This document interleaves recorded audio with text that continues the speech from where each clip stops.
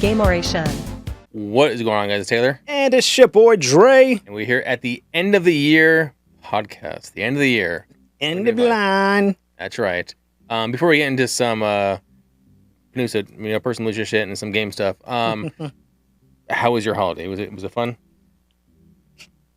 The older I get, this is one of the. So I went on 2 vacations to Japan this year, Not to brag, right? And I built a studio. So brag. Financially, I've been a little hurting, to say the least. So yeah.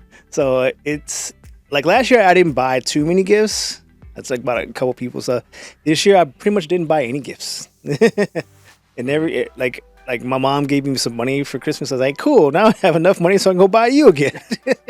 So you just buy yourself a gift at this point now. Yeah. But just be honest, it was fine. It was just the most kind of laid back, low key. We didn't go to Washington. We didn't fly to Vegas. We didn't do nothing. Get people over? Huh? Get people over? Nope. We went to just kind of hanging out. We went to somebody's house and just hung out there for a bit. And family or friends? Family. Right on. And then hung out there for a bit and then came home. I didn't even cook any special meal. Like I really just low key is like I don't have it in me to do anything. I don't want to do anything. Like I would invite people over, but I was like, no one's gonna come over for Christmas. It just doesn't work that way. So yeah. So basically it was just kind of just chilled. Like it basically was like a Martin MLK day, just like a day off. We didn't go to work, so yeah. Now, what was more, but okay, so that was how my Christmas was. Yes. Yeah, basically low-key. The thing that's actually really frustrating is today's Friday. It is Friday. If you don't know, December 26th, I had to be back at work. Did you really? Yes. I took the day off. And I'm pretty sure the majority of people was like, fuck, look at who wants to go back to work on one day between the weekend? But I had to. But my plan was like, whatever, I'm going to maliciously be compliant and go to work. But I'm not doing shit. I went to work, and then I didn't realize I was scheduled to be somewhere. In fact, I was for your job. For my job, I was going. What I was telling my coworker, like, "Hey, I need help with this thing over here," which was one thing, like something simple. Is like once I did that one thing, I was done for the day. I wasn't going to do shit else. All right. Yeah. But I was scheduled to be somewhere, and I was like, "Fuck!" And it was actually down like a good hour drive where I was at, so I had to drive down there, help them with that project, and they're like, oh, what time do you want to go? I was like, look, I'm going to be honest with y'all. I wasn't planning on showing up. I wasn't going to do shit. So when y'all ready to go, I'm ready to go. Because I'm already mentally... checked out? Yeah, mentally checked out. One, I'm actually physically checked out, too, because they've been basically having us... If you ever done warehouse work, you know what it's like. And that's basically what we've been doing for the past 2 weeks. The inventory? But the physical part, like moving shit around, storing shit, wrapping shit to be shipped off the other warehouse. Yeah. And like physically move like my whatever this muscle is right here is. I thought I slept wrong. I was like, why am I? This hurts so much. Like it's like in legit pain. And does IT now do warehouse work? I guess we do now. Jesus Christ, I don't. We weren't doing it years before, for sure. So that's the other aggravating thing is like, but before our old boss, this was never on the sketch. They would have hired the warehouse workers to come to do this shit. So you have warehouse people working in the warehouse, right? Yeah, we have a warehouse.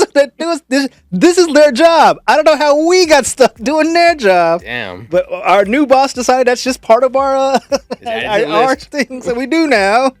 And like I'm old. I know I'm old and out of shape, but goddamn, I didn't realize how much work this was. Like my fucking. I'm not kidding you, right? It feel like I've been working out. But like straining work, because my neck is like legit killing me. So today, I'm telling you, shit was on my plan. I was, what are you gonna do today? Shit, all right? I was gonna do this one thing in Bellflower that I didn't end up doing, so it might come back to haunt me on Monday. But this isn't my fault, because I got scheduled to do something else, and I keep telling them, hey, there's this thing on Monday. I'm gonna go do this thing before Monday. No, we need you here. All right. Now Monday they're gonna be like, well, why didn't you do this? And be like, well, because you scheduled me anyway. Yeah. And we're doing warehouse work, so I'm mentally checked out, right? Yeah. Physically checked out because of this fucking hard warehouse work that I was doing, and spiritually checked out. I'm just like, I'm done, right? I'm like at that point, like if my job wasn't so good, I'd quit. Because I was mad. Plus it's Christmas season, right? Yeah. And I don't know why my bosses like fucking grew up hating Christmas or some shit. The Grinch. Yeah, but like my last boss, she knew it was Christmas. You know, we're taking it easy. Like most jobs, most people just kind of especially take it easy. Yeah. My boss like, oh hey, because it's Christmas, we can work harder, right? So I was like, what the fuck is going on? Let's do everything. Yeah. So it was like the worst of the worst. So anyway, to put it shortly, I was beyond pissed. I was like ready to walk out of work. I'm fucking annoyed. My body's sore. I wasn't planning that. I was gonna call in sick after me doing the thing I was gonna do, and so. You have PTO or paid time off or anything? Yeah, but today we didn't get PTO. I do get PTO on most days, but today it wouldn't have counted. It was that sucks. Yeah. So everything about it, like working harder, longer, more draining mentally, physically, on the day after Christmas. Jeez, I took today off and next Friday off. Yeah, because I worked the day after New Year's as well. New Year's as well. I was like, fuck, fuck Trump. But the one thing he did was he decided to make the 26th and 24th this year a federal holiday. I don't work for the feds, unfortunately. Mm-hmm. And neither does this person I see right now. They don't work for the feds either, so they had to work today too. But their boss was like, "Oh yeah, take that shit easy, go home early, like at noon or whatever." But not my boss. Yeah, our boss does. Our boss does leave half day. For 4 hours, you can leave on Christmas Eve. Yeah, my boss went on vacation, said, "Make sure we had this shit done, and I will check in on you guys next week." Like, so they were gone. Yes. So what kind of bullshit is it, right? Anyway, long story short. One of those do as I do and as I do as I say now as I do situations. Yeah, Christmas was okay, but today being the Friday after Christmas, I was so beyond frustrated. I was like, you got to be shitting me. This is like the hardest I've ever worked on December 26th in my life. Yeah. Okay. Just to put it lightly. But anyway, how was your holiday? It sounds like you got it good. You didn't work today. You just been chilling. Oh yeah. Well, I did. So I'm an early riser. That's so my waking up is Dre's going to bed. So that's just kind of. When he says that, he's like legit means like I'll text Taylor and he'll text me back in the morning when he gets up, and I'm texting like, all right, cool, I'll check you later because I'm about to go back because as I'm checking out, you're checking out. It's like, okay, yeah, our shifts we like passing ships in the night, like, all right, my ship's just coming in and your ship's coming out, like, or vice versa, right? No, your ship's just going out to sea, mine's just going like, all right, cool, So I woke up because being brown and all, like we have it's tamale season. So we had on Christmas Eve we go to my brother-in-law's house and we open presents at midnight. So we were there like eating and drinking. Polished off a bottle of whiskey, the last bit of it, and opened up a new one. That was fun. Made sure I sobered up really fucking quick before a couple hours. So I was up playing with the dogs outside and getting a bunch of water. But they sent us home with a bunch of food and everything. And our gifts and everything. So Christmas Day was like it's in shifts. So like the morning we do our stockings, me, my wife, my daughter, and then we took care of gifts from like a family who went to Arizona to see my sister, excuse me. And then we did gifts from like other family members. Then we took a small break. We came back into gifts from like ourselves, within our own like us three gifts. And then my brother-in-law came over, my stepdad came over last night. That's how Christmas was when I was young. It was like we woke up, we did Christmas at home, and then we like got in a car, drove to like our grandma's, and we did Christmas there, and then we like got to drove to like another place and did Christmas at there. So we had like shifts. So he was like, okay, this family you do Christmas with here, and this family. So like, and so we had all these meals like. Trays of like meals prepped, like this one goes to this family, this one goes to this family, and like because the time gaps, we would have to put like one on ice or something, or to make sure like we don't have the more perishable one, like the latter. So maybe we just bought stuff. But we had like it was that's how when I was young, when I stayed with my dad or my mom, that's how they used to do Christmas. It was like in shifts, like you're saying, like first shift was our shift, the second shift like we had to be there by 2. That's when we meet this family. And then when we meet the other family is like by 6. Yeah. So it was always it was a whole day ordeal. Yeah. And then so that was yesterday. It was just kind of gifts and doing that stuff and a lot of laundry. So my daughter got a bunch of fucking clothes. Like and then it's on my wife. The thing is, so my wife kind of like, yeah, you got new clothes, but the majority is for school clothes. My daughter goes to a school where they have uniforms. But also like so they have uniforms, but they also have certain days for like school spirit. So they have like days like this is red day, yellow day, blue day, whatever, until outfits. So my wife got her whole outfits to wear. I'm like, well, you're kind of just masking like school clothes with this like a gift. That's why I got somebody having clothes, but she paid the price, and today she had to spend hours trying to put them away and making them fit in her closet. I'm like, well, that was your thing. You want to buy those clothes? Go ahead and you make them fit. All good. I got her actually gifts and everything, games and everything. I'm at the age now when I buy like a new shirt. Like, yeah, cool. What shirt can I throw away? Yeah, you gotta exchange it. Yeah. Because so in my current location, I don't have the biggest of closet space. If I had moved to Compton like I was going to, I would have had a big closet space, and I would have like space for clothes, and I would have had so much space. I would have had space for clothes, and then I probably would have put my computer in there to build like my computer space, because it was a big walk-in closet. Didn't end up getting that place. Long story short, the closet I ended up with now, it's much smaller. Okay, so I'm constantly like every year I'm like, okay, what can I throw away? And then I don't think I've ever been to your room. Your room proper. Okay, it's my closet's small. Yeah. Do that. So like every time I buy new shirts now, I'm like, okay, I got 2 new shirts. I get rid of 2 new shirts. Get 2 old shirts. Yeah. Do you hang all your shirts up, or you put in drawers? Drawers. I use a Marie Kondo, quasi modified Marie Kondo methods where I do like some folds and then like I roll it up, so it's like a bunch thing, and I kind of stuff it in there. Isn't that all like wrinkle and shit? I'm not going to talk. I'm saying this question. I ain't trying to impress nobody. I'm old now. Well, you already got somebody. I got you. So I do have. There's like a hanging clothes section. Yeah. Like this shirt would go in the hanging clothes section, so it doesn't look as wrinkly. I still don't put that much effort into making it like straight, but it's just not so wrinkled because like that's balled up. Gotcha. But then there's the other shirts I just casually wear that's just gonna get stuffed in there. But yeah. Did you get any gifts? Well, I'm sure you got gifts for Christmas, but like, did you get any like? Was there something you wanted that? Well, no. You make enough money throughout the year. We've all established you're much richer than I am.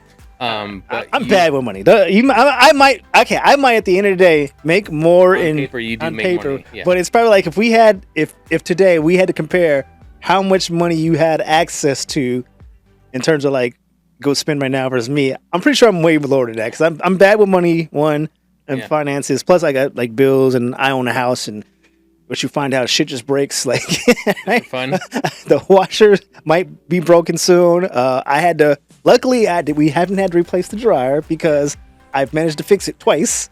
But that's plus you live in a house full of people, like a lot, like So I've had to fix this twice, and that's me like full on looking at YouTube videos and manuals and shit, taking this thing apart. All right, man. I know how a dryer looks now, taken apart and then put back together, and I had to do that twice. The repair parts for that were $300. And guess what? When I say, hey, the repair parts for this are $300. Suddenly, no one uses the dryer but me. No one. Our printer now is out of ink. Hey, we got our ink. Oh, I don't print shit. Look, it's not just me printing shit, okay? I know for fucking fact I don't print that much shit on this goddamn printer, but no one else apparently uses, but now that it's out of ink, or specific color ink, no one knows anything, right? Nope. So I gotta buy that fucking printer ink. They all hand wash their clothes in the river. Exactly. So I gotta buy the repair parts for the fucking dryer. And then the washer broke. We had to pay for that, so it was like $1,000. Okay, here's the. I hate to bitch about shit, right? By all means. So the washer, right? The door was broken, like completely broken. There was no getting the shit back on. Is yours top load or front load? Front load. Front load. And it's probably because of weight, because when we hang it open, because you're supposed to hang your dryer door open because of mildew and all that shit, so you leave it open so it dries out. The door eventually, like the weight's doing something to it where it's breaking, right? Mm-hmm. It's broken. A new one. Look it up. So how much do you think it should cost to fix a dryer or wash your door? Just a door? Yeah, just a door and a washing machine. Just an open. Front loader. Yeah. I don't know. It has to be replaced. So let's say that the door has to be replaced with. So take door off. Piece of plastic, right? Like just a front door. Plastic, some metals. I'd say $150, $200. Yeah. So the new dryer door costs $450, right? Jesus Christ. That's just the dryer door cost. Now, if you can get a repairman do it professionally, that's an extra $300, right? And that's to get like the year warranty, blah blah blah. Yeah. A new dryer costs $1,000. So it's like, why the fuck would I don't want to buy a new dryer. I'm at this really mental point. I hate getting rid of shit. Yeah. I'd rather repair it, refix it, what was that recycle reduce use because I don't like creating waste. Right. I'm mentally like I don't like buying certain things that are, like I seriously shop with that in mind. Like, okay, does this waste more goods and Mm-hmm. But so I don't have a choice though. It's like it doesn't make financial sense for me to buy the door, Yeah. get it repaired, and it only get a year warranty because the dryer's so old, or buy a new dryer for $1,000, $200 plus a 3-year warranty. Yeah. So we basically went that. So bought a new dryer. It was $1,000 plus tax and shipping and all that shit. So it's like $1,300. The washer's dying, it's not dead yet, and there's some other shit. So I'm just saying, there's all these little things. So at the end of the day, I probably make more on paper than you do. But when it comes to the actual, like, well, how much money do I actually have now in my bank account? You probably have. It's probably either close to even, but you probably are better with money because I'm also bad with money. All that is said, I'm in right now a spot right now. I'm in a spot, so I've had to go through and like, so for some reason, I'm sorry, excuse me. For some reason, I was paying for a lot of things just on my like just out of my account, like regular account, whatever. Yeah. And my wife's like, "Oh, why don't you just put it on your credit card and then make one big payment at the end?" I said, "Oh, okay, I guess." So I do that, and then I do that. But then I forget I need to make a payment, so I make them, okay, I'll make a big chunk of payment. But going through my list, I went through recently, I'm like, why am I not moving to my debt? Like, I seem to be like accumulating slowly more debt. I'm like, what the fuck is going on here? Yeah. I'm freaking out. It's like, what's going on? What's getting charged extra? No. The fact of the matter is, I am putting more debt on my credit card than I'm making in a payment. Even though I thought my payment was big, I'm like, cool. But then I didn't know. I guess I didn't mentally like just figure it out like how much money I'm actually putting on my credit card per month. Yeah. But I'm spending the money on my bank account, so like I'll put one big chunk of payment in my card, and then I'll spend the rest on whatever I need to do throughout the week or the couple weeks. Turns out I was paying just a hair over like the amount I was spending, so I wasn't really making a dent anywhere. And the interest is like piling up. I'm like, oh, that's what's fucking me up. That's actually what happened to me too. And I slowly started coming, but so this semester, I charge everything back. I put everything back to my card. I'm like, okay, well, I'm just gonna I need to really manage my money better. Yeah. And then same thing with me. My credit card was the same thing. Like it was actually had it managed. 2023, all my bills because it was coming out of the pandemic. Everything was like pretty much at zero balance, and start buying shit, start easing off of it, start forgetting it, and then I went on 2 vacations, 2 trips, and kind of like using credit card, I'm like, okay, whatever, put it aside. Yeah. But what I noticed was, my credit card, one of my credit cards was costing me more in interest and payments than it was like me paying it down. Like I would pay like $1,000 for this one credit card, and for some reason next month I owed $2,000. It was like, why does this keep growing and growing exponentially? Yeah. Because I wasn't paying it off anymore because it had like kind of like let it grow, but.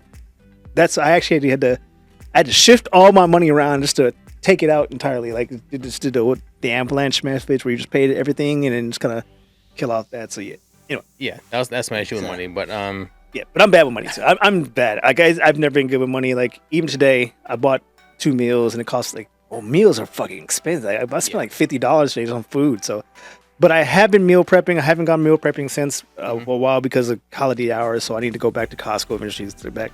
But I'm being better with money. Is all I'm saying. I went to Costco and I was like, I'll buy some like. I'm working out again, so I need like protein, right? So I'll get some steaks. I'll make some steaks, and I'm like, okay, 2 steaks, like $90. I'm like $90, Jesus Christ! I forgot. Like everybody, like I knew that meat was expensive, but like, well, oh fuck, now I'll get like smaller little cuts of meat. But I'm like, fuck. I mean it worked, but still, like it wasn't the meat I wanted. I wanted a fucking steak. No, that's where I'm at. Yeah, it sucks. I'm going back to being better with money. Luckily, you get a decent tax. I generally get a decent tax run, especially with running my business. We fight about it for a while because right now my business is at a loss, so they don't want to actually claim it. But it's like, well, what am I supposed to claim it or not? Yeah. Because it's like, if I don't claim it, then I'm basically just taking it as a loss, which I'm actually okay with doing. It's not that big of a loss. Yeah. If I do claim it, my fucking tax guy's gonna be like, well, why are you doing this? You're not making any profits. Like, look, the whole plan is to make profit. It's not turning around like instantly. It's gonna be there. So there's one thing I learned that I've used to my advantage, that with a business, every 5 years you can claim 2 losses. Yeah. Without and any more than that, they'll red flag you. But 2 losses, so you can write off everything you want those 2 years, regardless if you made a profit or not. Just claim as a loss, and then I use that to increase my tax refund. Yeah, I mean that's what I'm gonna. And here's like the catch. It's not illegal. It's actually it's not. It's very legal. It's legal, but here's the problem, right? They don't like you doing that. Yeah. But I've been applying for these specific grants and like these I want to say deals, but I'm trying to get into a very specific place business wise, so I can do a very specific thing. It should help my business grow. Yeah. But to do that, I have to claim my taxes, my business on my taxes, and by me doing that, I have to claim this loss. Yeah. Because I don't have any like proof that I made any money, because right now it's not making money, right? Like, legitimately. And everything I'm doing right now is to make money. It's just like right now I'm building the foundation. Yeah. Which is costing me more than I'm making because I can't do anything. So I put this foundation. But so I have to claim it. But last year, my tax guy got on my ass about claiming it on taxes. And I was like, look, this is why I had to do this. And he like fussed about me like, okay, well, don't do it next year if you're going to go at a loss. I was like, yeah, sure. But I have to. So I was just like, yeah, I won't do it. But yeah, so I'm just going to have to fight with him again. But yeah. Anyway, all that said, money-wise, you're probably doing better than me, but I probably do make more. Yeah. Yes. But I guarantee you make more. In terms of Christmas, though.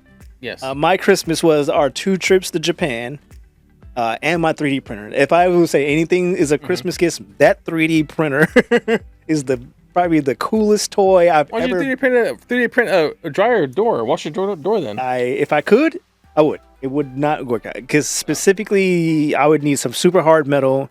And what you find out about 3D prints and structural integrity and all that shit, because it's... What basically 3D printing is, it just builds one slice at a time. So imagine like if you put yourself together one slice at a time. Well, that's a structural weakness.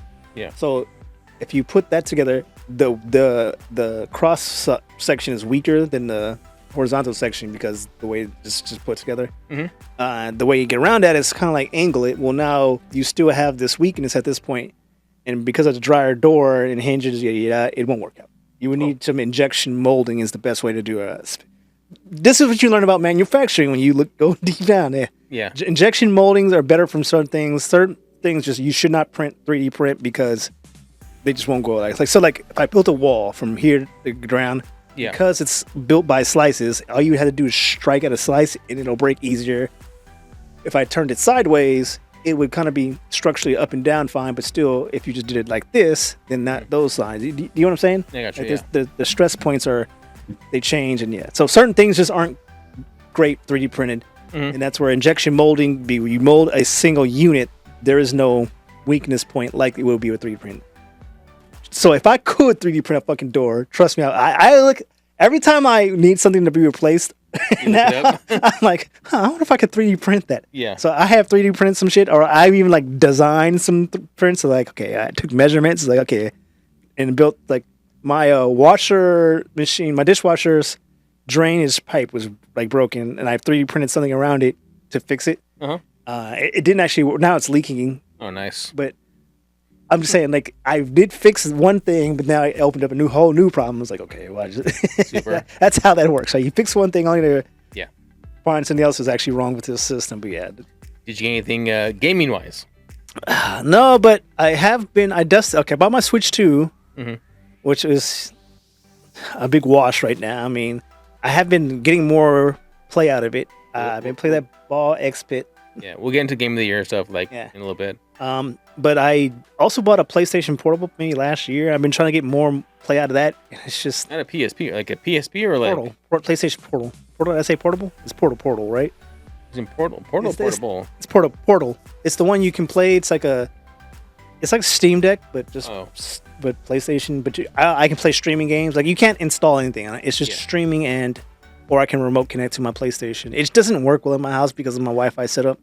But I've been playing Blueprints on that. So that's fun. And then I have my Steam Deck, which I fucking every time I play my Switch, I'm like, damn, my Steam Deck's just better than this. So I play that. Yeah. But my Portal was good because I have that huge, like you have the Xbox that basically endless library now, right? Because you get this Game plus Pass, this pass plus this subscription, whatever. I same thing with PlayStation now. I just have it in almost infinite access to all these games. Yeah. So I've been playing my Portal now. So, but new games, no. I might download or buy Expedition 33. I haven't decided that if I'm getting that one or there's some other game I wanted recently that might. Oh, Octopath Traveler. Yeah. Which one, 0 or 1 or 2? Oh, I don't even know that far. 1, 2, and then 0 just came out. Okay, I just know that game. He's talked about a lot, so I'm debating if I want to buy that or Expedition 33 for my Steam Deck. That's where I'm at right now in terms of gaming. I'm gonna buy one of those games. I just haven't decided which one. Well, they're all turn-based RPGs. I mean, so really? Yeah. Oh, okay. I didn't know. Even Clair Obscura. Clair Obscura is a good one, but I'll talk about it a little bit. Is Clair Obscura and Expedition 33 the same game? Yep, it is. Okay. I was like, what's Clair Obscura? Sorry, it's Clair Obscura, Expedition 33. Oh, I've never even heard that. All I've heard is Expedition 30. And for the longest time, and I don't know why I thought this. What's up? I thought Expedition 33 was like a Star Wars game. Is there a Star Wars game with a similar name? There was 13. There was 1313. Okay, there you go. It got canceled.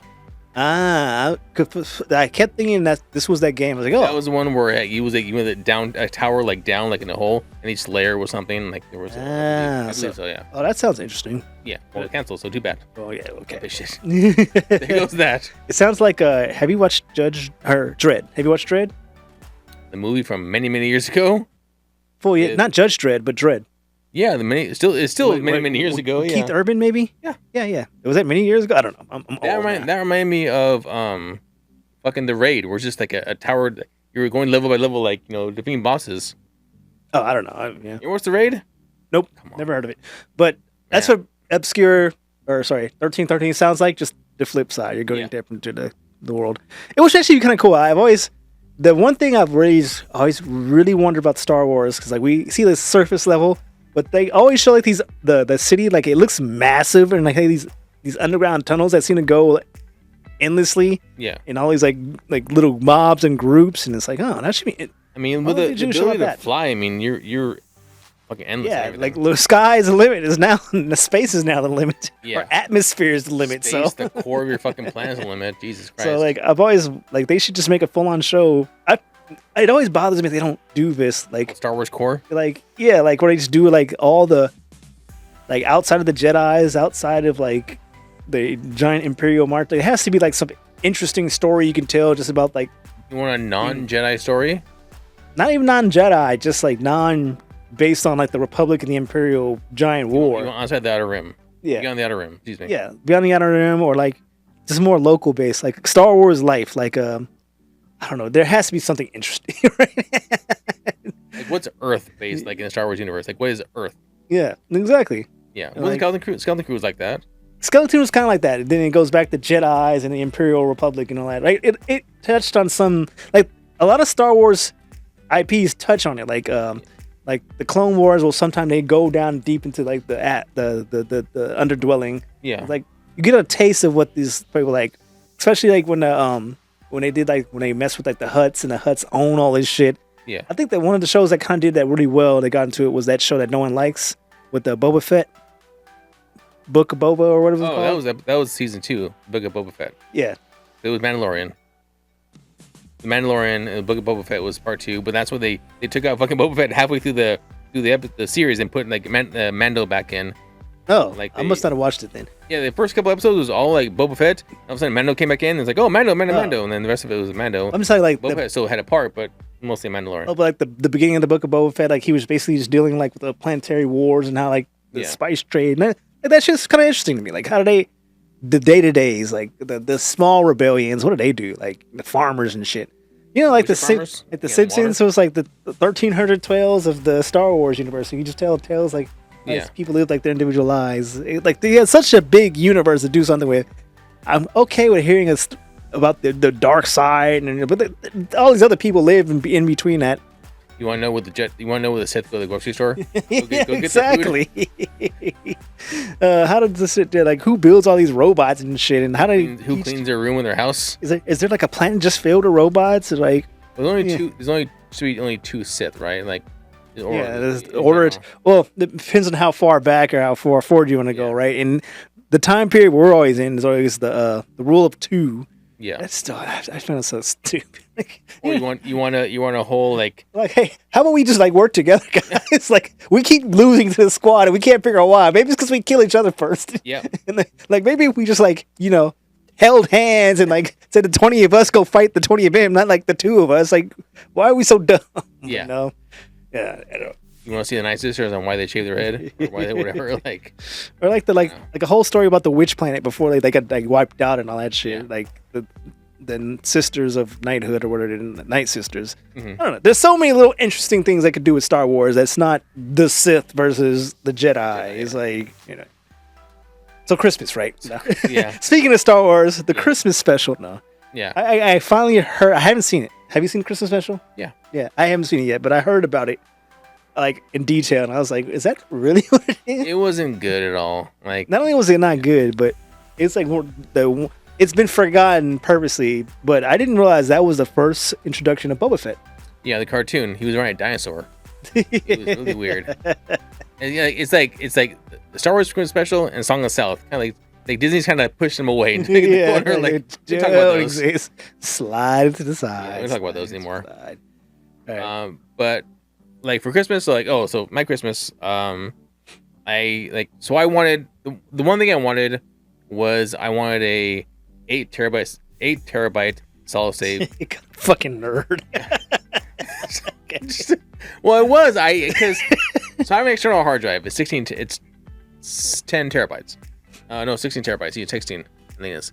And I only use just quick, super quick note. What's up? I hate getting terabytes out of external drives that are that big now because once that shit dies, 16 terabytes of shit that's gone. Yeah. And you can fit like 10 lifetimes in 16 terabytes and just drive error. Well, shit's gone. So that's why. Okay, well, I want a solid state drive. So for some reason, I want like rendering. I think it go faster to write to like the external drive because like I put everything to my external drive. And so anyway, so nerdy. I'm sorry. The right speed. Right. Just you access buffer. Okay, let's go. I mean, I know all that stuff. It just sounds so nerd. Like, okay, keep going. I know I'm a nerd. It's fine. That's why we're here. It's why we're all here. So I wanted a terabyte solid state drive external. My USB-C. I'm like, cool. I want that. It was a couple $100. Actually, more than a couple $100. And it's cool. I told everybody, like, you know what? Just give me Amazon gift cards. I know what I want. Just give me that, and I'll take care of the rest. So I did. So I got that, and so like I got a couple things. I got this shirt, and I got a couple other shirts I'll be wearing on the show. I got a Contra shirt. I got a Mike Tyson Punch Out shirt. Yes, more nerdy shit. Nah, I really feel like. What's up? Nostalgia? Wearing nostalgia on your chest is a badge of pride. Well, no, I'm gonna say nostalgia is probably makes so much money because now that it's okay to be a nerd or a dork. Apparently not. You get fucking shit on by Dre. You know, I'm just saying. It's the funny thing about being a nerd is when you watch old movies and shit, and they'll be like, judge their nerdiness. No, not you never do that. Not judging their nerdiness, but the tech they use. Like, oh man, I have a 56K modem with like 3 gig, 28.8, 200 megabyte. I'm like, oh wow. It's like, dude, that is like a Nintendo at this point. Like a Nintendo has more. Like a Nintendo like Game Boy is what they're basically describing at this point. And I know that because I'm a fucking nerd, but it's just funny listening to how like it sounded so wow back then. I told you, you gotta watch the movie Sneakers. I told you about that, Sneakers. Nah, maybe. The old tech. Anyway, go ahead. But yeah, it's just funny listening to them talk about how this high tech 2 gigabyte access memory card, and it's like, dude, that's like my phone now is better than all the tech. Man, there was a time where like phone freaking was the best thing to do in the world. Like whistling, using a Captain Crunch whistle to get free phone calls at payphones. Oh yeah, that was a fucking thing to do. I never tried that. I heard that it works, and they show that even on the Hackers or something like that. But I've never actually gotten that to work. But they record the tone, and then they play back the tone to recognize. It's based on a real thing. Yeah. I've actually even heard stories about that. How like somebody managed to crash the AT&T system on the West Coast by doing that. But I've never actually got that to work. So. But yeah. Oh, what I started this with? What's up? It was tech stuff. You making fun of like my nostalgia and like? Oh no, I'm saying like how much. Because now we're grown ass kids at the end of the day. Like I was telling you about my 3D printer. Yeah. I print more shit now. Like that, I can basically make my own toys now. Yeah. So I'm like, damn, they've just managed to find a different way to charge me for being a grown ass kid. Like I'm buying toys now. Now I can buy a toy, 3D action figures. You can print, and I can 3D print a background for my toy now. Like that's what I'm like. My plan is this is nerdy shit, right? Go. Call me nerd. Call me nerd again. No, this is nerdy shit. Me being a grown ass kid right now, I'm trying to figure out how to use Google AI and like this other 3D print program to take a Funko Pop, generate a 3D background for this Funko Pop, and print it out. And I'm gonna take this 3D background. Take a picture of it. Yeah. No. I'm gonna put the Funko Pop on this 3D background. I'm gonna print it at. So now I have like the little Funko Pop stand, and I'm gonna paint it, and then I'm gonna take photos, and then so now I'm gonna have a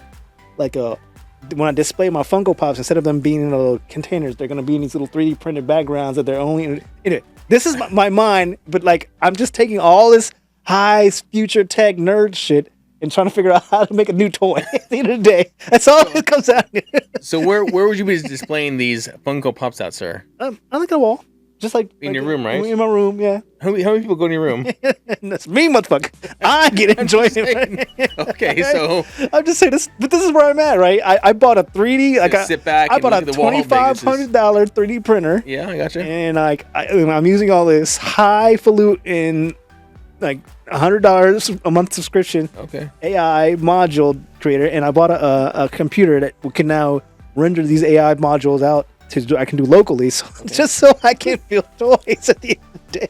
And look at the. I'm just saying, like they've all figured out, like in like let's go back to my nostalgia. Like you're like a grown ass kid, right? You're buying comic book shirts, and someone. My wife got me this. Yeah. Be quiet. Okay. I'm just saying, someone somewhere is like, okay, we can just tap into this kidness. Yeah. And like we can make millions of dollars. Like that's like where it's at, right? Yeah. It's just funny. Like I think we're the first generation where that was like a big thing. I think I don't see them selling my mom on nostalgia and shit, or like, I don't think her generation was like, hey, we're gonna take all this shit from your kid and then somehow try to repackage it so you can sell it back to you. Only conventions. And conventions, they would do that. Yeah. That's the thing. Like they were forcing somewhere, that. Like remember the 70s? Like if that was a thing, roller skating would be big now, or like they would try to repackage the roller skating, but they don't. Yeah. Roller skating's kind of died off. And yo-yos. Yeah, yo-yos. But they managed to take our like I used to fucking love Transformers when I was a kid. Now they have these Transformer fucking movies, and they're now re-releasing it. And Transcon or Transcon, whatever. Like this one dude said, I spent $10,000 just so I can do this. Transform, and he has like the Optimus Prime, and he has all of them that like the Transform. It's like and Bumblebee. The only reason I don't have them because it's too fucking expensive. But if I had that money, I'd spend $2,000 just so I can watch a Transform dude. Not everybody has fuck you money, but like, if you had fuck you money, we say fuck you. Yeah, I'm just saying, like they just that is the thing. I honestly think now that we're like in our 40s, 30s, 50s, like the people in that range, have more nostalgia packaged and sold to them than any other generation before, and probably I wonder how it's going to go going forward. Like, are they just going to keep recycling nostalgia for every generation afterwards, or is it just going to be stuck like in this? Well, like Jesus, what would be the 2000 nostalgia? I mean, like I know that's why I'm curious. I just don't know. Like it seems like marketing towards. I mean, they already did the mini NES, they did the mini PlayStation, the mini. Yeah. They tried to bring back the fucking Atari with HDMI input. Fuck that. And that Atari or whatever it's called, like VFX, whatever. They send me the emails, right? But introducing this, and you can pre-order whatever, and like their PR email. I'm like, how much does it cost? I'm like, $500. Oh, is it? I remember it being 200, like 200. It was 300. Fucking 200 too much. That's too much fucking money for that. Yeah, no, it was. Like you're asking, like they. The issue was, I could fit this shit on a Raspberry Pi, and I know that because those games, like Nintendo games, can fit on a floppy disk. Okay, you can probably fit everything, the Atari, everything on a Raspberry Pi, and it's on a hard drive. Nintendo's 8-bit. I mean, the Jesus Christ. I think it was they were going for like this design and like maybe accuracy control, but even then, like you're reaching to a point where it's like, okay, you're charging way too much for something that can be done with a 3D printer and a Raspberry Pi. Okay. I mean, you're overvaluing your product. Like, it's worth this much. That to you maybe, but like that's just you think you think it's that much, but no. I got this. If you can see the video, I got a Niner kind of thing. My mom. Oh no, but still, my wife got it for me. Yeah. I got it for me, and then what's up? I've made not an error. I made a smart decision. I was like, if I just leave the cup here, my mom will never ask for it. Oh, the cup I got you? Like I just use it here. She'll never have to see. Hey, I have solved this problem. Just still there. Just a random note. The other day I was like, you used it? No, I have. Yeah, it was filled with drink. It's probably filled with something. I gotta clean it out now. But I was just thinking about the other day. I was like, I solved this problem. You have to sneak around to hide your food, hide stuff from your mom at your age. Cause my mom like, hey, can I have that? Like, damn, it's my mom asking to. Like, I gotta say, I can't say no. I'm like, what? Yeah, I'll push you in the direction of where to buy one. So I was just like, if I don't have to show it to her. So this is a random tidbit. The reason why I learned how to drive a stick and I had to stick car is because I'm too nice, right? Because if someone's like, hey, can I borrow your car? I would have to say yes. But when I buy a stick, and someone's like, hey, can I borrow your car? Oh, it's a stick. Oh, never mind. Like, cool, yes, I've solved that fucking problem. I don't have to be like, no. I can be like, oh, can you drive a stick? Force yourself to learn a skill because it's inconvenience other people. Like, I don't want to help you. No, inconvenience, not. I can help them, but I'm saying, but when people ask to borrow your car, I feel like it's a bit extreme. So I want to say no, but I can't. I don't want to sound like an asshole. So I was like, because I've actually had people ask to borrow my car when I was in college. Never has me asked to borrow my car. I've had a few people, and I was like, oh, I drive a stick. You can drive a stick? Like, oh. And luckily, one of my friends can drive a stick, and so he says, "Can I borrow your car?" I'm like, "Yeah." He's like, "You bitch, you figured out the loophole." My logic. Oh, yes, I can. It's because he can drive a stick. Like, yeah. But it's fine. I don't mind him driving it but it's just funny. That's right. So I just have to work around things because I'm too nice. I am just a nice guy. I mean, like Mr. Burns, I'm too nice. You're too nice. All right. Yeah. But it'll call you a nerd right into your face. Okay. You want a hard drive, so it's faster. Yeah, I'm actually. I had to build my own backup because I have such a large disk, and now I do video editing and shit. So that shit adds up real quick. I have like 40 terabytes of stuff, and it's like, damn. So now I have like an 80 terabyte drive, which I gotta now expand. So I have a backup of my backups because I just went through. I did some digital spring cleaning, and I have like 12 drives are just dead. And I'm hoping that's nothing important on them because I can't get them back up. Yeah. I've actually done the events, whatever. Yeah, whatever. I've done it before where you like buy the same hard drive and replace the head, and it kind of comes back alive. Now who's a fucking nerd? But it dies shortly after that too. So yeah. Anyway, I'm trying to find an online backup, but that's not expensive because physical backup, they're all going to eventually die. Yeah. All going to die. Yeah. Because that is the way with everything, right? Die. Oh, go online. Here's a random question for you. Speaking of go online. What's up? If you made a copy. Have you seen Upload? Upload. Okay, it's a TV show. It's very funny.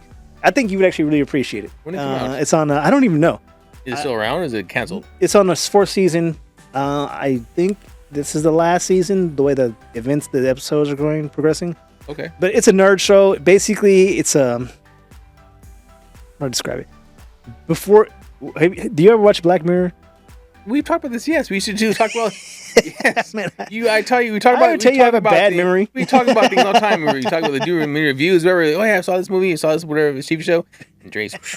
Yeah, I'm telling you. All right, I guess now. You watch TV, Taylor? Yeah, sometimes I do watch TV. Yeah, I probably told you I have bad memory. Yeah, I'm aware. Yeah, I probably say it a lot. That's why when I asked you, have I told the story before? Yeah. Anyway. Black Mirror. Do you watch? Do you remember specifically the episode called San Juanipero? That's the one with the lesbian couple. Is that correct?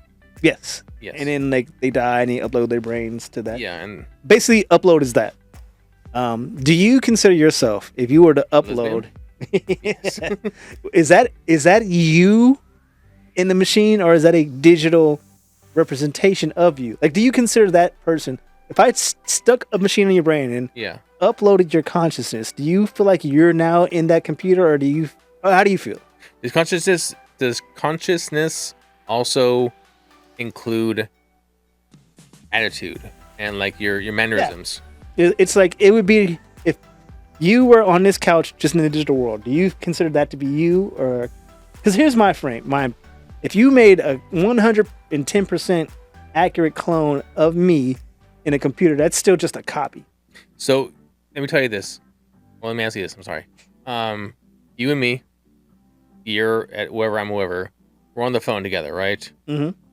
This is 30 years ago. We're on the phone talking, right? All you hear is a voice. You have my own mannerisms. They have my humor, whatever. That's all it is, right? You don't need to see my body to enjoy my voice, right?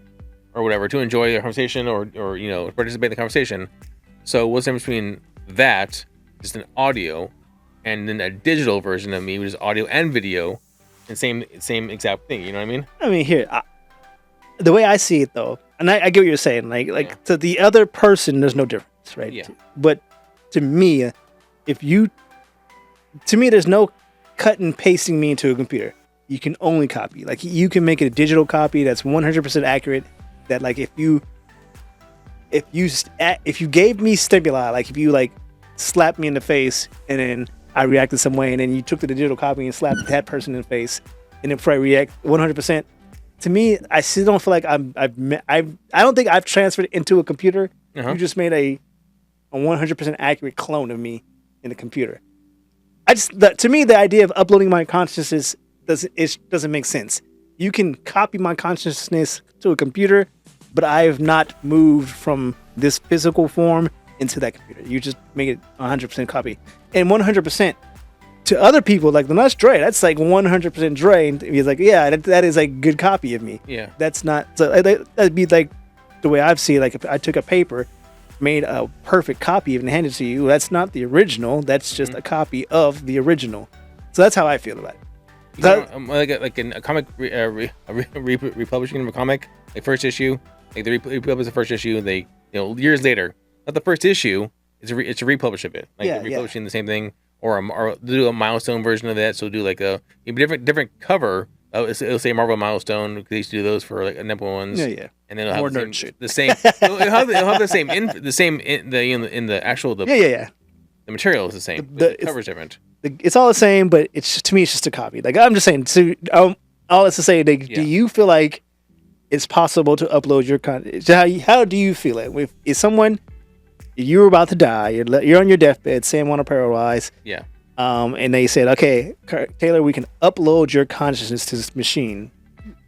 Is it just because I want to see my wife, my daughter again, and when they pass I guess so, away, yeah. Like, is that how you see it? Or is it because I want to see a family member his daughter also passed away? Well, again, what would be the interest? Like, what would be the need if I get uploaded to a server somewhere, right? And it's my own San Juan Apparel, like the Jumper or whatever, like city, and by myself, and then they can even upload you to a city. So if you watch Upload, what they do, they have these cities where people get uploaded to and live. So in Upload, they specifically like the fancy place is like a hotel. It's like infinite amount of floors. Oh yeah. But you just have access to the floors, 10 above you and 10 below you. But it's just like one server where everyone's technically uploaded to if you have money. So basically, you're in a city. So when you're uploaded, you can interact with other people that are uploaded in your area. Yeah, but see, if you're somebody who is like small talk or people like going out, like you're by yourself though, right? Like, what would you do? Like can it go like? But you're going too far. My question was. No, but if you want to ask a question, I want to say as well. Like, but you're asking. I think you're asking beyond the question, and you're giving good like details. But I would need you to answer the question I asked first to give you details of what you want to know. But at the end of the day, like, and that's all good questions. Like, do you consider, like, if I had the upload machine and say, hey Taylor, I can upload you to the machine, and here I can give you a step further. We can eventually download that thing, how you think of it, back into a clone body of yours. Like, let's say this body gets hit by a bus.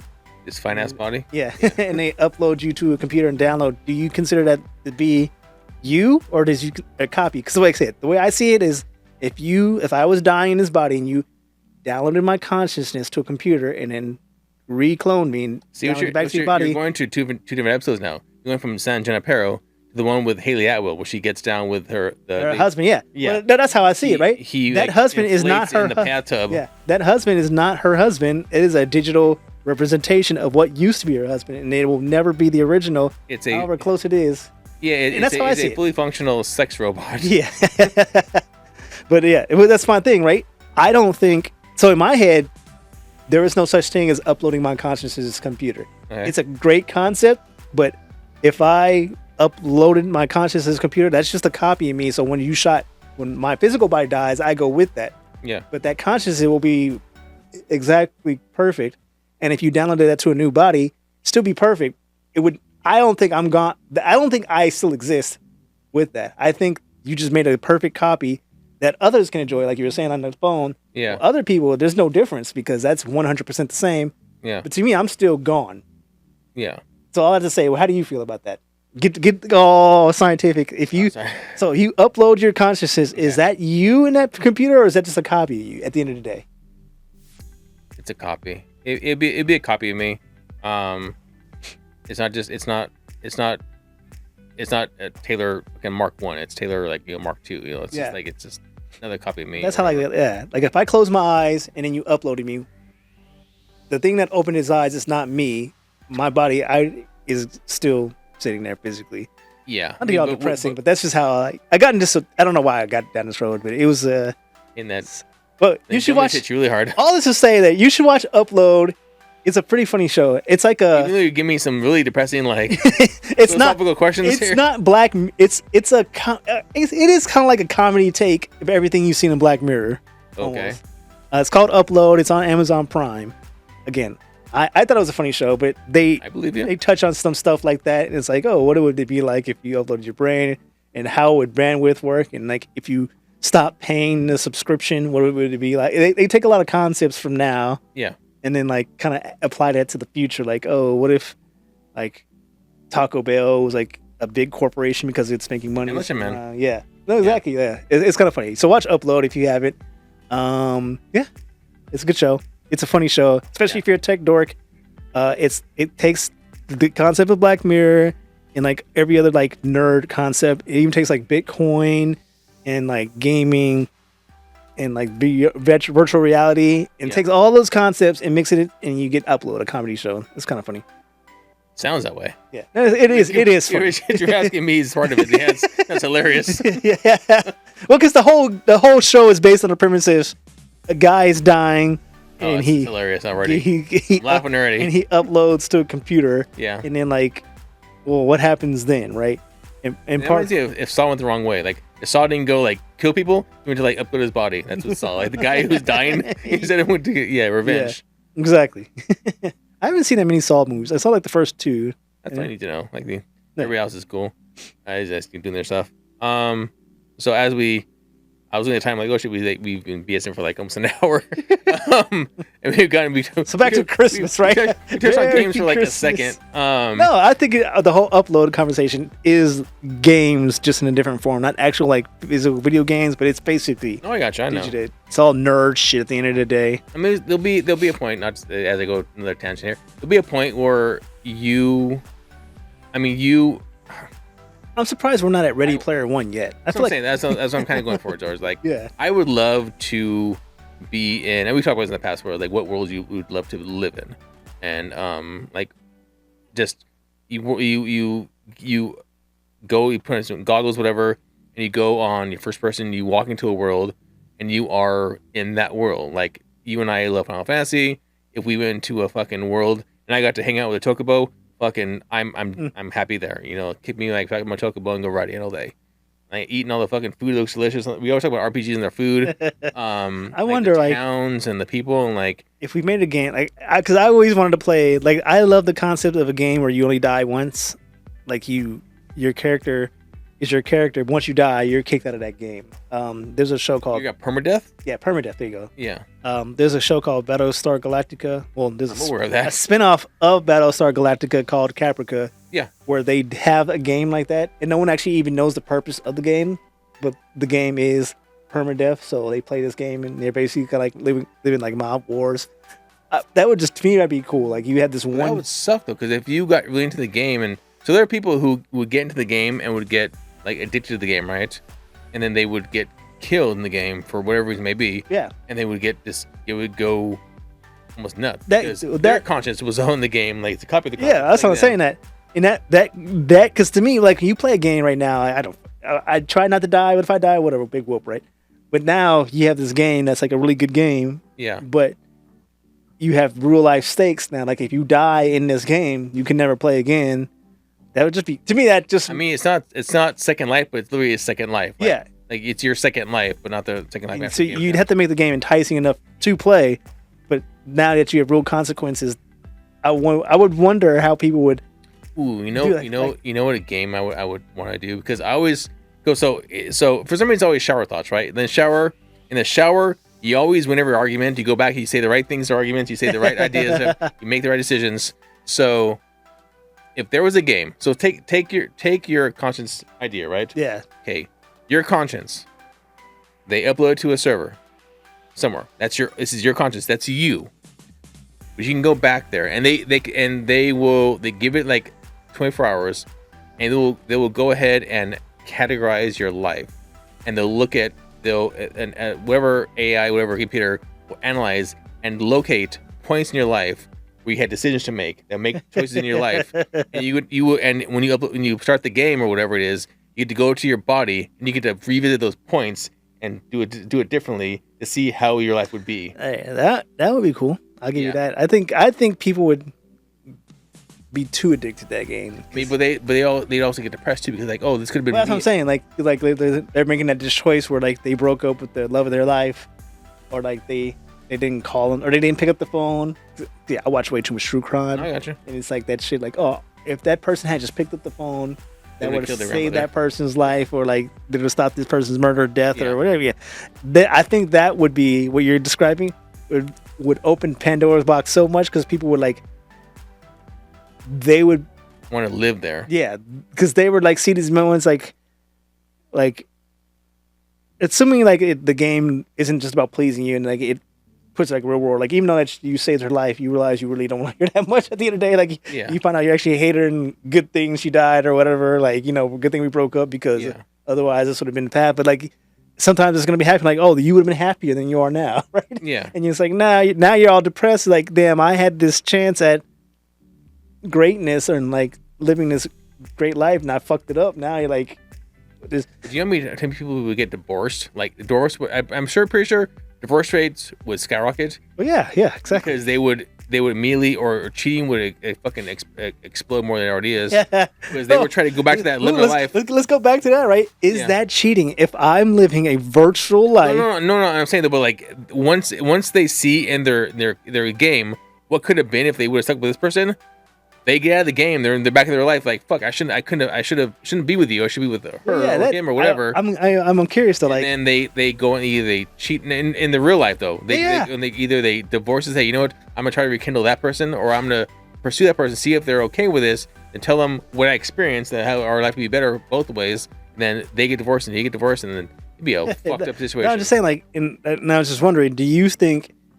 Like, because give me your concept. Let's say there's this girl I broke up with when in my 20s that I kind of regret doing. If I went back and then like relived that situation and found out I love that person, and I'm spending this virtual life, is that cheating? Like, this person is just a digital representation of somebody else, like a copy of my mind. It's just a what if. Like it's a cheat code. It's more of like. So would you be okay? It's a cheat code reveal of like what, like you have two choices. But they're both blind tests. I could say both face down. But this little cheat code lets you see what the choices are. You can pick which one. Would you be okay with your significant other having a relationship with their, I guess, digital ex? See, they won't be a relationship. I mean, because then you define relationship. Like, is it emotionally cheating, virtually cheating? I think I'll rephrase virtually cheating now. Yeah. Well, see, they're in that. Did you ever watch the movie? I'm sorry, the show. Fucking Severance. Severance, yeah. So have you watched all of it? Yeah. I've watched. There's only 2 seasons, right? Or 3, maybe 2. So you know the guy who Spoiler alert. So the heavyset guy with glasses, right? Oh. His wife visits him in there. And he kisses him, but she doesn't know who he is. He's like, and outside of the company, you go out, we're married, we have a family, and he's like, oh, I don't know.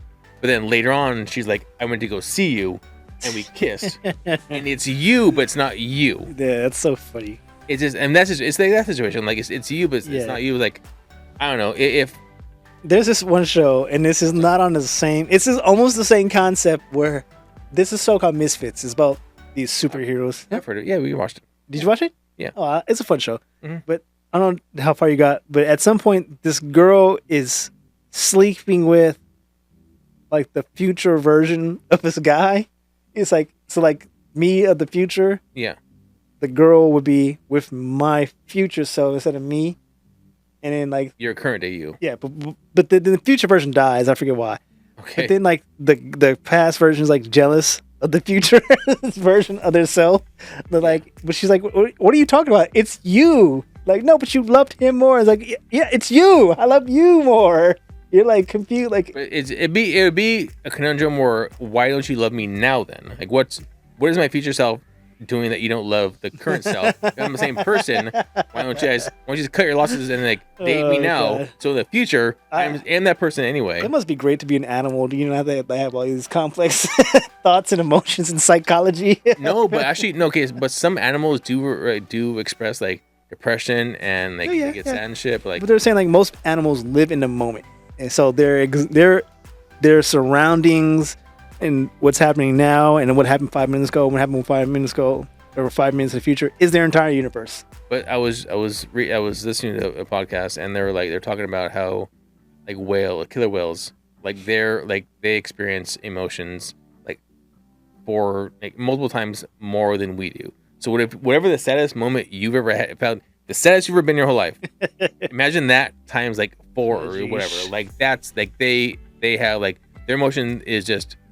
They express it. So like when they're sad, like they're sad. They're happy. They're fucking over the moon. When they're slightly bothered, there's no slightly bothering a whale. It's just like, no. Hey man, what the fuck, man? What the fuck? Yeah. They're about They're like throwing hands always. They're all ready for it. Yeah, that's kind of interesting concept. I didn't know that, but yeah, I understand. Like if you ever watch Star Trek, to get down to nerdy shit. You love Star Trek. Spot the record. Klingon, no, Romulan. Well, Romulan slash what is Spock again? He's not a Romulan. Romulans are Vulcans. Vulcans feel emotions like 8 times more than humans are.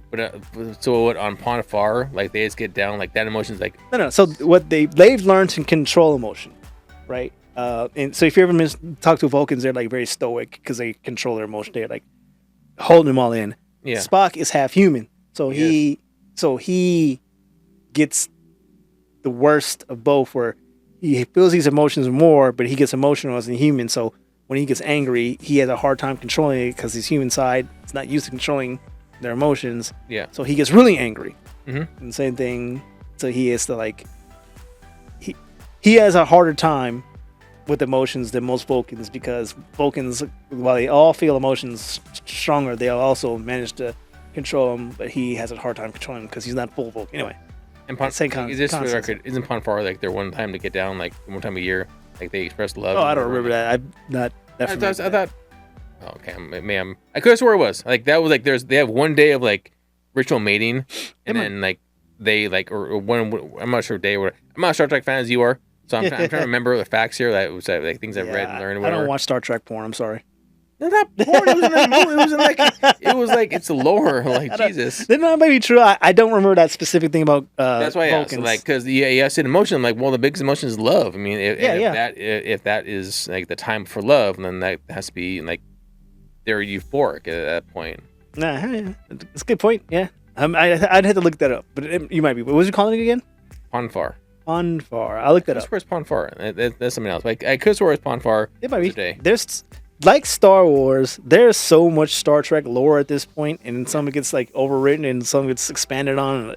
It's kind of just like just kind of just roll with it, like, oh, this is what it is now. So I would have to look that up. Do you know there's a fucking couple out there that taught their son Klingon from since birth, and all that son could speak was Klingon? Yeah. Whatever. Yeah. Clear your throat. No, I never. I watched a couple of Star Trek movies. I was the newest ones. The show I never really. I mean, I watched a couple just because I'm passing, like with Shatner, Star Trek. Shatner passed? No. Oh, okay. I was like, what? The original, like the original, and then the Next Generation. I guess my closest thing I ever watched to that is watching the Something Fallen show with the fucking robot that murders everybody. The not obscure, but help me out here. The fucking. The show on Fox. It's a couple of they have the robot in there that murdered everybody. Oh, Osborne. Not Osborne. It's not that, but it's something like that. Orville. Orville, there you go. Thank you. Oz. That's Yeah, because I'm thinking I'm obstinate. Murderbot. No. Yeah. He doesn't murder everybody. He just creates the mass murders of humans. Murderbot. Yeah, Murderbot. Yeah. Yeah, that's the closest thing I got, and that's to me that's to me is like a cousin to Star Trek, because like same kind of situation. It's a funny version. It's Star Trek for a comedy. I mean, it I first thought it was a comedy, but then it got really heavy and dramatic, and I'm like really, and the issue and like the issues they were tackling, like that was. I told my mom to, I'm like, watch this, you'll like it, because like it's good. They tackle issues, and they it's like current day issues, right? And like issues that we deserve, and like it's just I really enjoyed it. I really enjoyed it. It was a decently good show. I really but at the end of the day, it is just a comedy version of Star Trek. But it was a good show. I 100% think it was. I was not expecting it to be a good show. Even when I saw it, I was like, yeah. I like Seth MacFarlane. Seth MacFarlane? Yeah. Todd McFarlane. Seth MacFarlane. Yeah. Todd McFarlane. Spawn. Yeah. It's like how do those names all sound? Anyway, I thought it was gonna be a crappy show, only because like Seth MacFarlane has like he's good at some humor, but then like he kind of just beats it to the dead horse. Like Family Guy was funny like for one season, but after that you kind of see the formula of Family Guy. I really enjoyed the Christmas special this year. Oh, I didn't know Family Guy still came on, but yeah, it was just like, so I'm kind of over Family Guy. So I kind of felt like, because there's Family Guy, there's American Dad, and there's the Cleveland Show. There's just like Cleveland Show got canceled. American Dad's still on. Oh yeah, American Dad went to TBS. Either way, it was just like the same show, just slightly different jokes to me. So I was like, yeah. But I kind of think, I thought Orville was gonna be the same thing, which it kind of is. Yeah. It's just like, it's just a funny version of Star Trek at the end of the day. But it actually is a decent show. Like you could really get into it because it actually has like some decent lore and background is there. It just kills me that the robot was basically he was basically responsible for almost a mass extinction event. Yeah. And like kind of just like, oh, we got over it. Like, no, that robot would be on trial. It would be banned from everything. So there's no getting over that. Maybe not even disassembled, but barred for life. Like at best, like at worst, disassembled and like held execute. Like he was literally like the war that broke out between humans and I forget what they're called now. The first one I want to say Centurions, but it's not Centurions. Yeah, it's something like Climate BMX or X or Clanger. Anyway, the robots, right? Yeah. The war that broke out, at least 100,000 people died. Yeah, it would basically be like 9/11 on super duper steroids, and he was basically responsible for that, or played a big part. Like he's not even like maybe not responsible, but he basically was the spy that basically caused that to happen. Or not caused, but like he was a big part of that. You would be on trial for treason and everything. At least you would not still be able to work for the highest level of government at that point. Now. Yeah. And they just kind of just watched over that. It's like, yeah, we got over it. And like, no. Yeah. No, not even slightly. That's not even a treaty though. Yeah. Yeah, nah. Anyway. So before we go, this is our end of the year show. Trey, like, have you any okay, so I'm gonna go out on a limb and say that you and I experience gaming throughout this year like on the same level, as we don't play many new games. It's more catch up on old games. I would say that, except I've been bad about that. I've been trying to, this whole like past year and a half, I've been trying to start/finish the game with Norman Reedus. I can't think of it. Death Stranding. Death Stranding, yeah. Yeah. Death Stranding, I was trying to do that before Death Stranding 2 came out. I didn't even get that. So I'm still way behind that. And I've only played like the first opening chapter still. Jesus. And it's that point like where there's this point I kept playing the opening chapters of Metal Gear Solid 5 because by the time I would pick the game up again, I would forget all the mechanics and the controls. Like, God damn it. So I had to replay it in Zeros, or like the $40 like prequel, or like the actual full game? The actual full game. Phantom Limbs, yeah. But the intro of that, so I couldn't play it because the intro's so fucking long, and it's is like, that what you fight? Is it Psycho Man? Like the villain comes back, the guy who's the hospital's on fire, and you go and you fight the guy. He's kind of flying around. Yeah, he's like I want to say, like I said, I've only played like the first probably 3 hours of that game. I think that villain is he was from Metal Gear Solid 3. He's the general, mm-hmm. the lightning general. Yeah. Kuwabara. I remember I beat him, and then I'm in the desert, and then for some reason, like, something happened, I stopped playing, and then I just forgot all about it. Yeah. Like, and there's no reason for me not to play. Like, I just kind of forgot all about it. Like, Well, nah. I just keep, there's such a gap from every time I play it. I have to replay at the first relearn what's going on, and then try to relearn the mechanics. And then the intro is like fucking 45 minutes long. And I played it twice, and I'm like, okay, I think I'm over this game. I'll tell you this: it comes to Metal Gear Solid, the same with like Zelda, the newest Zelda, not like Breath of the Wild, but whatever I clarified it was. Kingdoms of Sky or Liberty. Yeah, Skyward Kingdom. But anyway, there is a tad of intimidation. I see people online they build these cool fucking machines and everything. I'm like, well, how am I going to build that? What will I understand it enough to build that, or like get through physics? And for Metal Gear Solid, I am very much a running gun type of fucking wild out type of thing. And I see people like, oh yeah, you have to be patient, wait, and strategize. I'm like, fuck. Like, here's the thing about Metal Gear Solid though. Yeah. They will respect the way you play. Like, they will like mock you in game and like make fun of you, but they're all about it. Like, if you want to play that way, the guys will call you up like, why didn't you just sneak through there? And like, whatever, I just shoot them, right? They're cool. They're okay with it. There are some things they will force you into that sneak mission. Yeah. But if you don't do like the majority of the games, you just ran a gun, they're fine with it. It's just because I'm the exact opposite. I love to play a game where I'm like sneaking around and like trying to. To me, it's like solving a puzzle. Yeah. And I was like, oh, okay, if I hop down this and run this real quick and then dive, I can shoot him with a tranq bar, hide his body in a locker room. So they give you like all these options to do it that way, or just run up, take a gun, and start shooting. See, I really thought I would like Metal Gear Revengeance, right? Like the one with Raven, yeah. right? Raiden. Yeah. So like I played that when I went to E3. I played that. I played the whatever test. I'm like, cool, it's a fun game. I'll wait till it comes out. I get it, and then I start playing. I'm like, okay, well, the first level was cool. Like I was attacking, just going wild out or whatever. After that, I was like, I keep dying and I'm not doing very good. And like, what's the issue? What am I doing? Like mechanics, like you have to be certain moves or like blocking, and I don't always get. I just didn't. For some reason, I didn't get. I tried to go back there again and play the same fucking game again, but I couldn't go back. And this is what I mean. Like most of my year has been. I'm transferring things from Game Pass, whatever. So I'm playing, even though they're on Game Pass, it's like, oh yeah, here's a game on Game Pass from like years ago. So I'm not really playing new games. I'm playing old games. I'm actually access to now. So I feel you. That's the thing. I'm really mad at myself because I wanted to. I've like pretty much played all Final Fantasies. So most of the 16 the main core. That's what I've been looking at. I've played. I just did not like 16.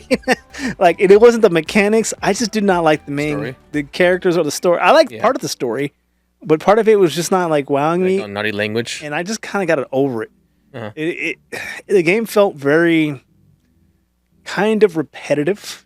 And like, I don't know. It just felt like I was. It just felt like they were sending me. It almost felt like how I describe online games, or like you're just going out and doing all these fetch quests. That's what the game felt like to me. And I was like, wow. And then you go on this mission and they go fetch this other thing and come back to the base, and then they send you out to do another fetch quest. And the game just felt so repetitive and boring. And like everyone says, like, no, it's a really good game once you get past that. And I was like, man, I just couldn't. It felt like what Sisyphusian, right? I was pushing up that boulder up the hill, like, okay, I'm finally at the good part. Oh no, it's going back down. I go back and do it again, and I was like, I'm over. I couldn't beat. I bought the game, have it in my PlayStation right now, and I just couldn't get past it. So I'm probably gonna have to go home and like look at a fucking video, like someone else who did it, like, cause like I wanted to get there and I just couldn't. I got you. And then like Final Fantasy 15. I enjoyed the game, but like by the time I finished it, afterwards they're like, oh, here's like a Ultimate Editions, like 4 DLCs, and you can read it's like, I'm not doing all that shit. I played the DLC for all the characters, but I never went back and bought any of the big world bosses. Like, the level 50 world boss, you can go back and beat after the game where you level up and you can whatever. I never did that. I didn't even know there was I just know that there was. Yeah, there was like towards the beginning, there's like some level 50 boss, and that you can only play after you beat the game. It unlocks, like they're available to go for hunts. Yeah, there was that too. I can't stand any game that's like, oh, now that you've beaten the game, let's play it again. And like, no, give me where I can beat all that shit before I beat the final game. Because I can't stand going back. Once I see the ending of the game, it's kind of like I get deflated in terms of like, well, there's nowhere. Why would I keep playing this game? It's like, I'm done. Yeah. And there was a point with me where, I'm not sure if it was with you, like I do try to keep up with the latest and greatest, like, oh, the new fun thing everybody's playing, so I'll jump in there. Nah. So I hopped into Helldivers 2. That looked fun though. Because it came to Xbox. I'm like, cool, I'll play it. I'll play Xbox. I was fucking lost what to do. Like everybody at work's like, oh yeah, I got this, or I dropped this armor, I dropped this cannon, whatever, blah, blah. I'm like, okay, cool. Can I do that? No, I'm too low level. And I jump in the game and like I can't do for some reason I can't do a level by myself. It's always like online only, like open to invite to everybody. So somebody will jump in my fucking group and do a mission with me, and they'll start yelling at me in chat like, "Oh, do this, come here, whatever." I'm like, "Fuck, man! Like I just want to play the game. Let me do this mission, enjoy it. Let me get good at it my own. But I don't need you fucking barking at me, telling me I'm doing the wrong thing or I'm not going fast enough for you, because I'm just fucking fuck off." Like that happened. That pissed me off when I was playing Destiny. Part of Destiny, you can start your own missions, but parts like shared world. Yeah. Like I didn't realize I was fucking with these people. I always play like these raids, and they're like, this is when Destiny, before they patched this out, you could basically, like, you can shoot like these caves. Oh, it was a loot, like yeah. And I was hanging out people, and I kept doing it, and I was like, oh god, I don't want to loot. I want to play the fucking game. Like it's not fun to me, and and they would be mad at me because like, what are you doing? You're fucking up our loot. Yeah, raid, and I'm like, no, I want to play the game. You're fucking up my game. Yep, yeah. I know I'm just here to play a game. Playoffs. And then so everybody like at work right now was like, oh, you playing Arc Raiders? Playing Arc Raiders? I'm like, well, no, I'm playing Arc Raiders. Like, oh, it's so fun. I wanted to play that because my friends were talking about it. But when I was about to buy it, I was like, y'all playing this game? Like, no, they went back to Call of Duty. And like, oh, I don't like Call of Duty. And see with Call of Duty too. Like I play multiplayer. So I'm the first one to play single player campaign on all these games. I did with Battlefield, I'll do with Call of Duty. But I have not played the single player campaign yet. And it's on Game Pass. I have it. I had it day one. Big hype for it. I got it. I installed it. I made sure my fucking computer was able to work. Did the BIOS, did all these security updates and everything to make sure the game played, because it made you do that first. After you done, fucking haven't played it once. I'm not sure if it's just my urge or my machismo, like, okay, I need to get it done, because I need to make myself know. I need to have me known that I can do this. I can make it work. Cool, I made it work. Cool, I don't want to play it. Like, it's just like you're over it. I just never. I just don't like Call of Duty. All my friends that's what they're playing now. And I was like, oh, come on, man. Arc Raiders sounded fun. And before Helldivers, we talked about getting that, and no one did. And I want to play with my friends. It's like $40. So I know right now it's like $31 on Xbox. Oh, here's the reason, right? Yes, you said this earlier. I'm at the point where I want to play. I keep falling. Alana Pierce has convinced me to not stop pre-ordering games. She's like, what is the point of pre-ordering games? And I was like, she's right. So I stopped pre-ordering games. Yeah. Cut that off. Because what I realized is I would pre-order a game, it would sit on my shelf, collect dust, and I might get to it 2 years down the road. It's like I spent an extra $30 just to get some book on this game. Like, there are some games I will still pre-order that I actually do play. Like when the new Horizon came out, I pre-ordered that one because I really like Horizon. Mm-hmm. But at the end of the day, I realized I don't play a lot of games that just come out. Like the new Metroid Prime come out, I'm not buying it. Well, I had no interest. Talk too much shit about the game, like really. I actually played it the other day. Hypocritical if we actually bought it. Yeah, I actually played it the other day, and I was like, you know what? Not for me. I tried it. I was like, it feels just like I've never been a Metroid Prime fan, and I can see like if you were like me and grew up with like the original like 2D Super Metroid, Metroid Prime, like whoa, but I could not get into it.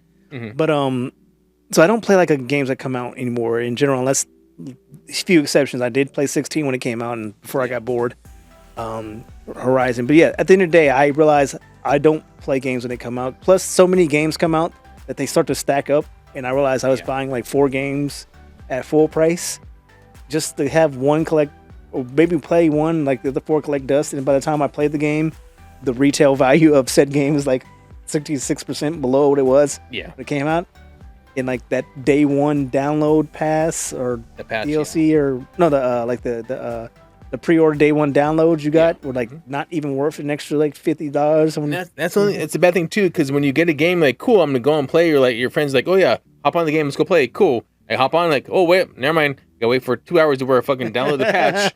For all the updates that have been done for this game since Xbox. Well, I don't know. Maybe you have your Xbox, whatever the Xbox X, the Xbox One that we had, my old one. Yeah. That one had the issue with it was patch every fucking 3 days. It was dying, so that's what. But any PC game that has updates constantly, like I'll turn on Steam and all these games I have will get updates. I'm like, I don't even fucking play this game. Like, yeah, I'll get to it eventually, but I constantly having patches them. Jesus Christ. The only games I keep on my Steam computer are Jackbox because I play those regularly enough for it.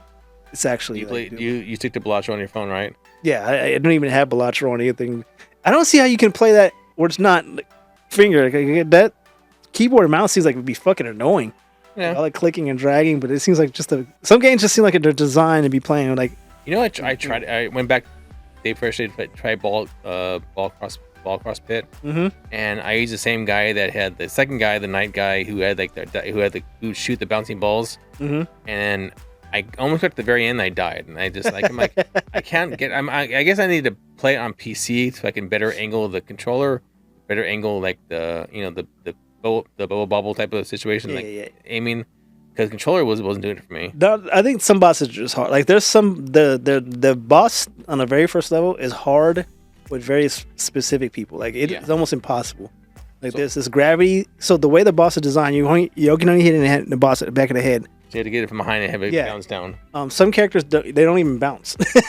Or some characters can only shoot a specific way where it is highly unlikely it'll hit the thing, because I like the gravity guy where like the balls just go up and they just keep bouncing up and they go off, but they don't bounce like at an angle, so you can't. I learned this the hard way that I could beat the boss. It would take me like an hour because I would have to keep angling it. It's a very specific way to have a ricochet and hit it, and it's like I'm fucking commit suicide. This is taking too long. Yeah. So some stages are just specifically harder depending on who you pick. So it could just be that. It could also be you're just whack at the game. That's a good chance. That's supposed to, I have no complaints there. I probably am. But yeah, so when it comes down to games I play this year, Ball, X Pit. Actually, most of the games I play are games you introduced to me. Survivor games, right? What was a turtle game we played? Turtle game? Kamikaze. Kamagami. Oh, Umagami. Yeah. I played that for a while, and I played Ball, Cross Pit. And then Balatro. I think getting you just interested. Like, hey, these games are actually kind of blueprints. Yeah. Blueprints is actually fun until you get to the mid. You understand the fuck they do? Because we were trying to figure out. I got it. It is actually a very interesting game until you get to the mid game. So the game is 100% RNG. Yeah. Random. So you got to kind of play it, and you kind of like you're building out a map. And you got to like strategize coins. You got to strategize gems, which is just a different currency, and then you strategize keys, and your goal is to get to the last room, right? And then you kind of, as you get through it, you learn more and more about the guy who owned this house and his history. The problem is, one is way too much motherfucking reading. Like I don't even remember. I'm at the point where I've read so many fucking notes, I don't even know what the story is anymore. Yeah, because I'm like over it. Two, a lot of it's in cursive, and I play on a PlayStation Portable, and the screen is small. Oh, so I blur. Yeah, like I legit have difficulty reading what the fuck some of the message is saying. Yeah, like I can read it, but I'm like, and she went. So, yeah, and then I'm like, okay, there's like 4 more pages of this shit. Yeah, fuck this. Click, click, click. I don't care anymore. And in the mid game, right? So the game 100% RNG. And when you're in the first early stages and you're learning, like, oh, it's getting interesting. You're expanding your mind. At some point, you're like, you know what you want to do now. Yeah. And it's still 100% RNG. Like, as you go along, what should happen is you should be able to, like, manipulate the RNG, right? Or, like, focus the RNG, whereas it's still RNG elements, but you have some control. Yeah. You never gain that. So, now that you know what you need to do and where you need to go, it is almost fucking impossible. You basically, okay, I know what I need to do now, but I have to roll an 8, 6, 4, 3. So some days are just, because the game's based on days, some days are a complete wash. You're trying to get to this RNG so you can get the thing you need to get so you can move on to the next step, and you might not fucking get it. So you got to do the next day and hope that shit happens again, and then you might not fucking get it. So the mid game of that is what they needed to do was design some elements to manipulate RNG or make some elements permanent. And if you don't know, if you've never played the game, that doesn't make any sense. But if you play the game, you know exactly what I'm talking about. Because, yeah, when you 100% base it on RNG, you need certain events to happen, which are RNG based, for you to continue to the next event. Yeah. So you just basically, the entire game is just like rolling dice and hopefully I get this 6, like I can move on to the next step. Yep. And then if you don't get it, you fuck. And then the game punishes like trial and error a lot, like because you're only limited to like 50 steps, right? Yeah. And like I'll go somewhere like, oh, I found the key to this door. So that's like, let's say I wasted 8 steps to get there. Mm-hmm. So I'll go back to the other thing. Oh, wrong key. That is just wasted steps. And now I'm close to having to restart the stage, all because the thing I thought I had, I didn't. So it's like, you remember Mist and Riven? Anyway. Yeah. It's like that, but with a time limit. Where like by the end of the day, it all resets and refreshes. Like they move all the puzzles around. Mm-hmm. It's an interesting game until you get to midday, and then like that, it's frustrating. But so, all games you introduced me to, so you're basically my game master at this point. So I all that to say, I couldn't really, if you were to like, usually at the end of the year you do the game of the year, whatever game like what you play for. I have nothing that I would say is my game of the year. Are you talking about Eclaira Obscura? Oh, Clear Obscura, Big 3. No, I'm saying, so many words. No, I'm saying though, but as far as like but playing it though, like I spend. I get what you're saying. Yeah, it's an RPG, and then I like grinding, so I spend a lot of time grinding. And I don't like my playtime is limited, so in the early morning or at night, or if I'm at work and I have like downtime, I'll play because I can do Xbox. It's to play anywhere. I can hop on my guest Wi-Fi at work and then play on my tablet, which helps out a lot. Which I put a couple hours into it that way, but. There are new games I've gotten into because I'm trying to still catch up with old games and enjoy those. And I've come to the conclusion that I'm not going to jump into parties and whatever. If somebody needs a party, it's a good chance I'm not going to fucking do it because nobody's going to be playing anymore. So I'm trying to catch up on old games. I'm trying to keep current with new games. Games that we get. The only newest games I get are games that we get for review. Yeah. Those are like, these will come out next week or this month or whatever. So we'll play those, and I'm happy for those. I'm happy to get to try those. But they aren't like the big, like they aren't always the big AAA games. Yeah, we really get AAA games. Yeah, and then like, there's just too many. Like, let's just say there's too many games for too many people, too many different audiences. We're too broad of audiences. Like I play fight. Like I casually. I guess the problem is we're casual gamers, so we don't focus on fighting games. So we just like right now there's like 8 different major fighting games. Right there was There's a new Avatar game that's coming out. There's 2XKL, there's Street Fighter, there's Mortal Kombat, there's Tekken. Virtual Fighter came back out. It's Virtual Fighter, and then there's Marvel's Tokon, right? And like then there's like a couple more smaller fighters, like the little the Smash Brothers clone, and then there's Smash Brothers, right? The Brawlhalla and stuff. And those are all games I love to play, but like I'm not good enough to technically play those games because the people that play those games are like they put time into them. Yeah, they put time. Oh yeah, Guilty Gears and that. They put time in those games, so it's like those games aren't that fun. Unless you like really had the time, and that's just like one category of games, and then there's this other category. So yeah, there's just too many games at the end of the day. Like I wanted to play Helldivers, but no one played with me. Yeah. The games I would say in the last like decade that I really like would say were game of the year contenders would be like, I thought Final Fantasy Rebirth, one of the funnest games experiences I've ever had in my entire fucking life. Like hands down, I will always remember this game. I thought Horizon Zero Dawn was one of the fucking best games I've ever played. I think the second one's actually pretty much better, but there's debate on whether that's the case. I like it way more than the first one, but no new games that come out this year, though. Yeah, as I'm saying like when I look at it, the most recent game that came out was Rebirth. This game, I think, in terms of game outside of I've never played Expedition 33, so I don't know, but nothing has impressed me this year. I've just like I said, the games you introduced me to were all fun, but all casual.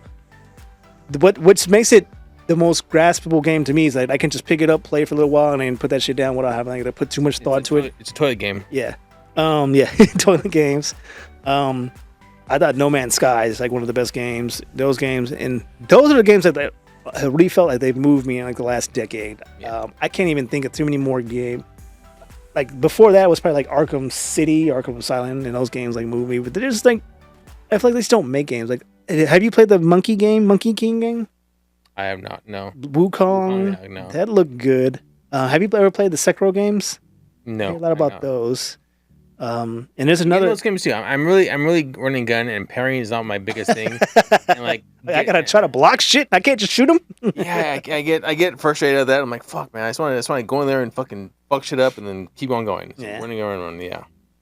I feel you. We are towards the end. We are at the end of our broadcast here. We've gone a little longer for end of the year. Yeah, New Year's special. New Year's especial. Yeah. But yeah, so everybody, hopefully having today's New Year's Eve. So please tonight, be safe, be careful, and we say fun. Merry Christmas, not Happy Holidays in this. There's, one thing I've been doing is not spending too much time on social media this entire year, and probably going forward. It's really annoying, but I'm gonna have to. We're trying to promote the show, but. When I get back on it, I always, like the stupidest memes that I see here. Like, this stupidest things come out, and like, this is like the new thing. They're mad about Happy Holiday. Like, who fucking cares? Like, if you're fucking been out of shape over hearing Happy Holidays, and I feel for you. But I shared that thing. We live in a Black Mirror episode. I thought that when I first saw that thing, I was like, this has to be a parody sketch, right? Okay. The thing with the white man discrimination is like, what? This has to be a joke, right?